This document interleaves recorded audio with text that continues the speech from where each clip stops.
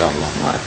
ما صايمين بعد العيد؟ هاي اكو رواية عن عائشة الصوم 6 أيام بعد العيد. يصير الصوم 36 يوم، 30 رمضان و6 وراها، تصير 360 يوم إذا حسنة في 10 أضعافها.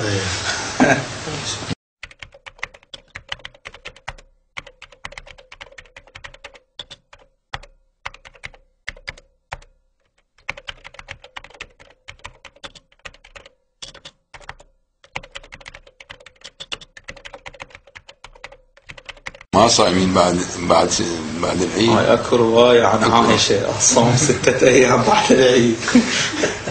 يصير الصوم 36 يوم، 30 رمضان و6 وراها، تصير 360 يوم إذا حسنة في 10 أضعافها.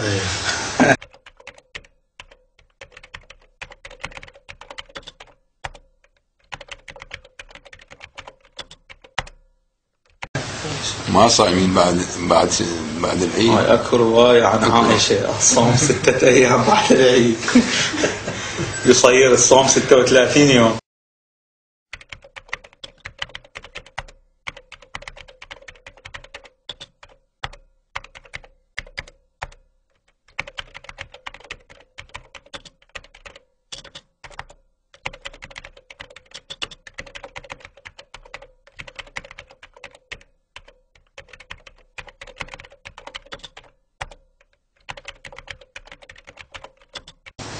ثلاثين رمضان و6 وراها، تصير 360 يوم إذا حسنة في 10 أضعافها. موجودة هذه يعني عند كل فقهاء. استحبابها ما ثابت. استحبابها إذا اللي بالي يثبت له العيد في يعني يوم 29 يعني أو هو هذا مردود. يعني 7 أيام يكون 7 أيام ما يسقط الاستحباب عني.